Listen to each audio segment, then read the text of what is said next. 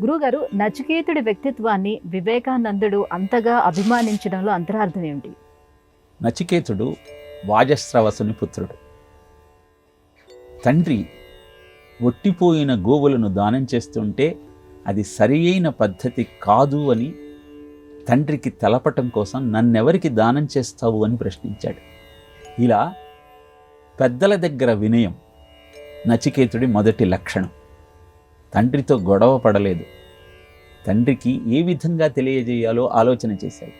అనంతరం కోపంతో తండ్రి యముడికి నిన్ను దానం చేస్తున్నాను అనగానే క్రమశిక్షణ కలిగినటువంటి కుమారుడిగా యమపురికి వెళ్ళటానికి సంసిద్ధమయ్యాడు. యమసదనంలో యముడు లేని కారణాన తన కర్తవ్యం ఏమిటో తెలుసుకోవాలన్న ఆలోచనతో 3 రోజులు నిరాహారంగా ఉన్నాడు. అలా కార్యదీక్ష పట్టుదల కలిగిన నచికేతుడు అనంతరము యమధర్మరాజు 3 వరాలు కోరుకోమంటే మొదట తండ్రి తనను ఆదరించాలని, రెండవది సమాజంలో ఉన్న వ్యక్తులంతా స్వర్గమైన జీవితాన్ని గడపటం కోసం అవలంబించాల్సిన యజ్ఞ ప్రక్రియను తెలియజేయమని అడిగి ఆ తరువాత ఆత్మజ్ఞానాన్ని అభ్యర్థించాడు.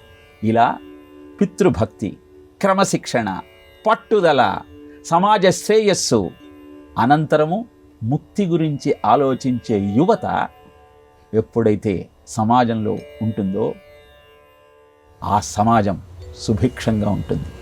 అందుకే ఇనుప నరాలు, దృఢమైనటువంటి కండరాలు ఉన్నటువంటి 100 మంది యువకులను నాకు అందిస్తే భారతదేశాన్ని స్వర్గధామంగా మలిచేస్తాను అని వివేకానంద తెలియజేశాడు.